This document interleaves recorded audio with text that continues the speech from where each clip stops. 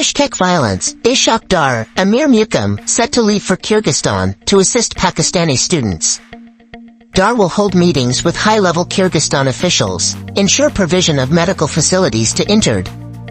The orders were issued after violence, triggered by an incident on May 13 involving Egyptian students, erupted in the Kyrgyz capital, affecting a large number of foreigners including Pakistani students. Dozens of civilians killed in barbaric attacks. Israel's intensifying air and ground attacks killed at least 64 Palestinians in Gaza, including 28 in a raid on a home near the Kamal Adwan hospital in northern parts of the enclave. Dozens more are buried under the debris. At least 900,000 Palestinians have been forcibly displaced yet again over the past week as Israel ratchets up its deadly incursions into Gaza. Taiwan ramps up security for new president's inauguration amid China threat. Taipei's defense ministry says it detected 7 Chinese aircraft and as many naval vessels around Taiwan in the past 24 hours. Taipei's Coast Guard administration said on Sunday it had sent out personnel to patrol all hours of the day and night around Taiwan's 3 major outlying islands, Kinmen, Matsu, and Penghu. Russia's glide bombs devastating Ukraine's cities on the cheap. More than 200 of them are thought to have been used in just a week to pound Ukraine's northern town of Vovchansk during Russia's current cross-border advance near Kharkiv. President Volodymyr Zelensky said 3,000 such bombs were dropped on the country in March alone. Vovchansk police chief Alexei Kharkivsky has seen the impact of glide bombs up close. WikiLeaks' Julian Assange faces U.S. extradition judgment day. The judgment is due after 13 years of legal battles and detentions. Stella Assange, wife of WikiLeaks founder, vows to fight on ahead of crucial court date. UK court system, crooked, says WikiLeaks editor ahead of crucial Assange hearing. Julian Assange, who is WikiLeaks founder and what did he do? Stella Assange, wife of WikiLeaks founder, vows to fight on ahead of crucial court date.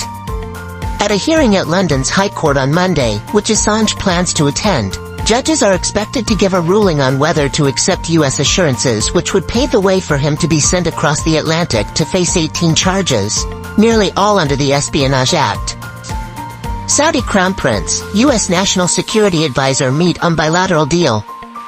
Saudi Crown Prince Mohammed bin Salman and White House National Security Advisor Jake Sullivan met to discuss an almost finalized draft of a deal between Washington and Riyadh, the Saudi state news agency reported on Sunday. The meeting in the Saudi city of Dhahran reviewed the semi-final version of the draft strategic agreements between the two countries, which are almost being finalized, a statement read. Tourist couple injured in militant shooting in India's Kashmir amid elections. A tourist couple was injured in India's Kashmir after militants fired on them late on Saturday night, police said, ahead of voting scheduled in the volatile region for India's ongoing election. The couple from the Indian city of Jaipur was evacuated to the hospital and the area where the attack took place was cordoned off, Kashmir police said on social media. The condition of the injured tourists is said to be stable, they said. Why the student protests matter. Do these protests across US and Europe signal a change in Western grassroots sentiment about Palestine, and can they make a difference? This protest movement, which has incorporated students, faculty, staff and other supporters, has been germinating since Israel invaded the Gaza Strip in October of last year.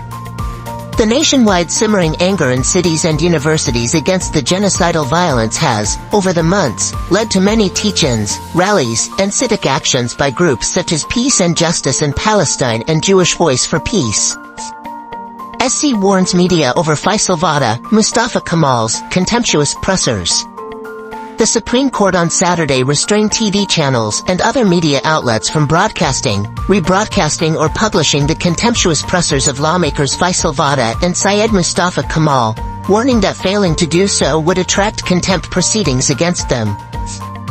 Nawaz calls for accountability of all those who damaged country. Pakistan Muslim League Nawaz, PMLN, Supremo Nawaz Sharif has lamented injustices meted out to him during his previous stint in power, calling for the accountability of the judges and all those who have damaged the country. The former premier, while addressing the party's Central Working Committee, CWC, meeting in Lahore on Saturday, said that those who were involved in hatching conspiracies against him were being exposed. "We demand an accountability for all those who damaged Pakistan. Shouldn't all things that damaged Pakistan undergo accountability?" he said. Hot and dry weather to persist in country with Lahore becoming world's second most polluted city. According to the Pakistan Meteorological Department, PMD, the Air Quality Index, AQI, of Lahore was recorded at 181 in the morning. Meanwhile, the weather in the provincial metropolis of Punjab will remain hot and dry on Sunday. The Met Office forecasts that the maximum temperature is likely to go up to 43 degrees Celsius. The humidity in the air in the morning was 37%. The Pakistan Disaster Management Authority, PDMA, in the meantime, issued an alert that the Punjab will likely remain in the grip of a heat wave from May 20th, tomorrow, to May 27th. It said according to the instructions of the Punjab Chief Minister, an alert has been issued to the district administrations. The PDMA director also urged people to take extra caution while going out of homes. Karachi is also sizzling, and the Met Office forecast that maximum temperature will likely to be between 38 to 40 degrees centigrade. The humidity was recorded at 68%. The maximum temperature in the city on Saturday was recorded at 40.2 Celsius.